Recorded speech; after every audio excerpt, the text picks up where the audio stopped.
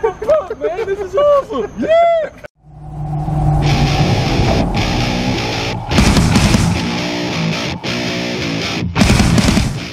What's up, everybody? This is like a moment of truth, I guess. I don't know. Moment of truth. Cody Leach to remember. In the same frame. This is the first time I've ever recorded with another YouTuber, so this is really cool. So I figured we got to do a video together. So what we're gonna do is our top 5 2018 movies so far. First off, Cody, how are you doing today, brother? I'm doing pretty good. It's been a little bit of a stressful vacation because of the weather, but making the best of it. And this is certainly a highlight. So yeah, it's constant rain this time of year, right? Yeah, Florida's a bitch. It is a bitch. Okay, so we're just gonna jump right into this. All right, I'll do my number 5 first. Is that cool? Yeah, go ahead, man. Okay, my number 5 is gonna be Strangers Pray at Night, and I'm so glad this movie made my top 5 because I know a lot of people hated on this movie, but I just love, like, I guess first off, as far as like Final Girls go, and I know I've gotten a lot of crap for this, but I think Billy Madison just really owned it in that last act. I really, if I'm being honest, the pool scene on made this movie for me. Yeah. As far as like just a straight up slasher movie goes, the sackhead killer, who is Damien Maffei, I think I said it right. He's a member of Killer Flicks, actually. But, CP 2.0.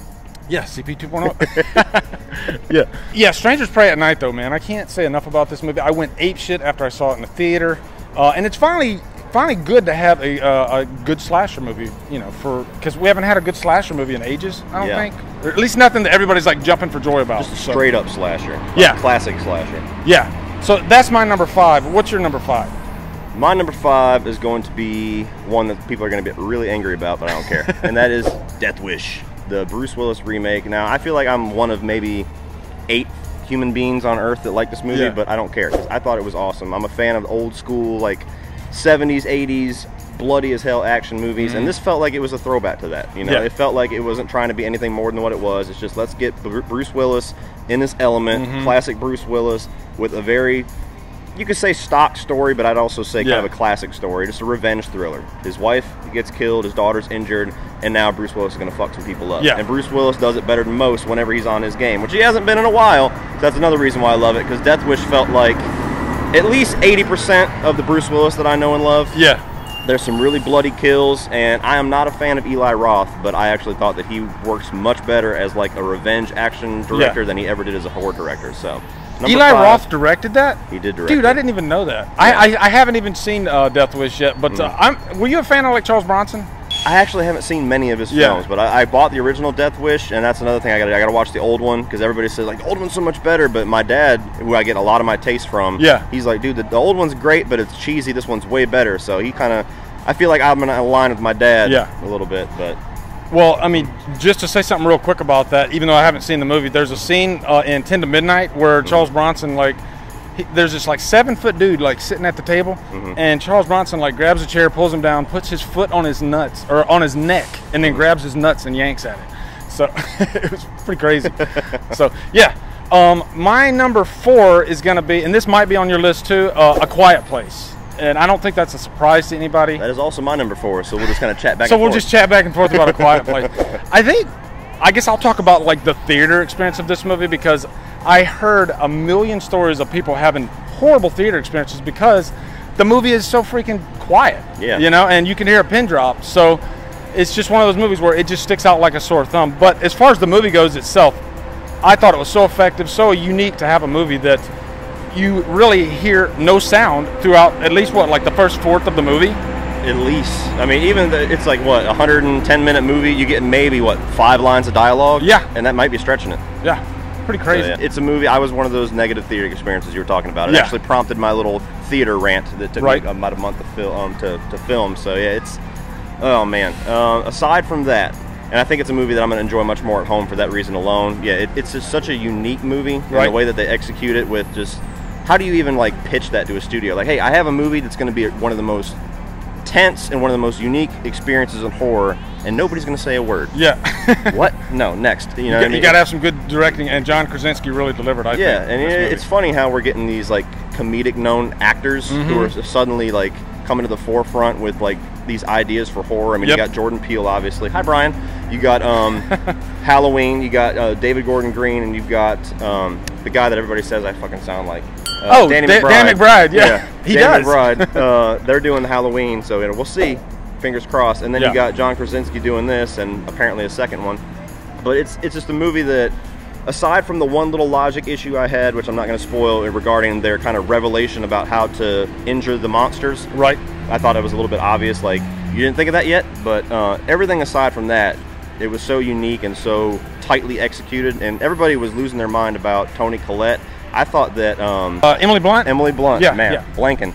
I thought that Emily Blunt's performance in that movie, especially with the scene when she's trying to keep quiet while she's giving birth, like, to me that was like the Oscar clip of the year so far. If you're gonna talk about like a horror actress. So yeah, Quiet Place. Really look forward to watching that one again. That was way up there. So number 4 for me too. Yeah, and a tearjerker too. Like that freaking last. Yeah, like the last act without giving anything away. Wow, I was getting even the way that it opened. It opened so ballsy because it's something you don't normally see in movies. Especially me as a father, I was kind of like. My number 3 is gonna be Upgrade, and I'm so glad this is my number 3 because this is a movie that it got a little bit of buzz, but it didn't do that well at the box office. Director Lee Winnell, who you might know him from Saw and the Insidious movies, but this to me is his best work. Yeah. Like.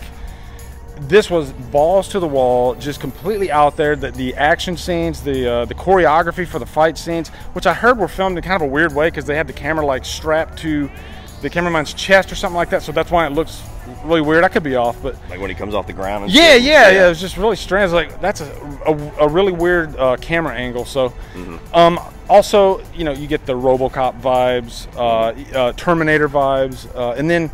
Of course, what was the AI's name in the movie? Oh God, STEM. STEM. Yeah. There you go. As far as like, I'm just gonna go ahead and say this: villains go for the year. STEM might be my favorite villain of the year. I would agree with that. STEM was pretty damn amazing. So Upgrade. That's my number 3. Yes, and that movie will be upgraded on my list. So we'll talk about that in a little bit. Number 3 for me is going to be Incredibles 2.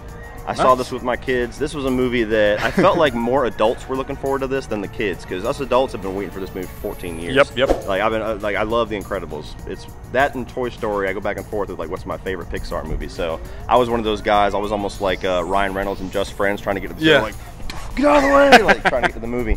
So I took my 2 kids to go see this, and this movie I need to see it a couple more times because I've seen the first one for 14 years, so it's hard for me to say it's better. But I would say that even on just the first watch, this movie is just as good, if not fractions close to the first Incredibles. It's got a really good follow-up. They start literally like the minute the first one ends, which seemed like a strange choice, but the way you see it play out, it makes perfect sense.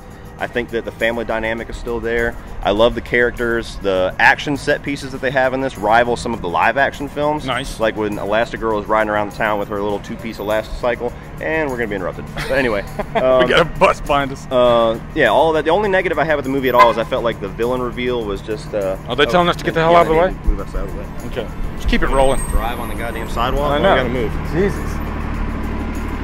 Anyway, guys. Yeah. We might be having this in 5 different locations. Yeah. We're just going to do this. You want to move over here? Yeah. He's taking a picture of your mask. Hey, you want to stop it? Yeah. I'll just stop mine. Okay, so you were on Incredibles. We were so rudely interrupted by the bus, Disney bus. You didn't see it on the video, but like 8 people stopped and looked at the mask, and they were like... Yeah. Get a close-up of that mask real quick. Just look at it. Isn't that awesome? Totally Disney. Oh, that's so cool. Yeah. Okay. So yeah, for all the reasons I said, it was such an awesome payoff for a 14-year wait, and I really pray that they don't wait another 14 years to give us a third one, because they've left the Incredibles name like white hot right now. Like they could drop another one in 2 years, and I expect this movie. I haven't been keeping up with the box office, but it's probably going to be like the top animated movie if it's not already. Yeah. What did it make the first weekend? I think it was like 180 million or something like that. It was a lot. Because I still haven't even seen the second one yet, and I love the first one, but I just didn't get a chance to see it. So. Yeah, so I loved it just for that and the experience of seeing it with my kids. So like the good theater experience when everybody's enjoying it, and just the whole crowd, you get different generations, everybody's loving it, it always adds to it. So yeah, number 3, Incredibles 2. Cool. My number 2 is going to be Annihilation. This movie has stayed at my number 2 for most of the year, I think, until a certain movie came and trumped it. It was number 1 actually for most of the year. So, I just love good sci-fi horror movies that really have some like fucked up shit going on, and this one really did. Hopefully, no kids around that heard that. As far as like the premise goes, I like the marketing campaign for this thing because you didn't really know much about what was in the Shimmer. So when they get into the Shimmer, it's nice to get in there and like know nothing that's going to happen. But the stuff that happened in the Shimmer was such a payoff. Like I thought it was going to be something like really cerebral, but not like in your face. And it was the opposite. It was cerebral, but it was really in your face. And you're like, wow, there's some crazy genetic mind-tripping stuff going on here. The last act really made this movie jump to my #1 for a long time. One of the most unique last acts I've seen, and I can't wait to watch it again. I bought the 4K, I still haven't watched it, but yeah, Annihilation, that's my #2. I need to watch that one again. It got a little bit overhyped for me because a lot of people sold it to me like it was a horror movie because of the one scene in the movie that kind of goes horror. So I think I expected a different movie than what it was. But I bought the 4K as well. That was how I kind of watched it for the first time. So it's definitely, if we were doing top 5 most unique movies of the year, it'd be on #1 for sure. Oh yeah. #2 for me, which I assume is going to be a movie you're going to talk about very shortly, is Avengers Infinity War. Yep. So this is a movie that could have went way off the rails at any point. I mean, you're talking about a movie, it's like 10-year culmination of all these different franchises, all these different heroes and villains, and you know, we've been building up Thanos since Avengers 1, and Marvel doesn't have the best track record in the world when it comes to villains, so everybody was worried, if anything, like, okay, are we going to build up to this guy with a purple chin and just have nothing, he's just going to be a stock villain? And it was anything but. It was Thanos' movie. So you go to see this, and not only are the action set pieces awesome like they always are with Marvel, you always get great heroes and great character development with the heroes, but it did feel like a huge payoff. It felt like character deaths really had a lot of weight to them. It felt like they really went for it. They really had a lot of balls with a lot of the decisions that they were making, and Thanos to me just kind of made the movie. Just how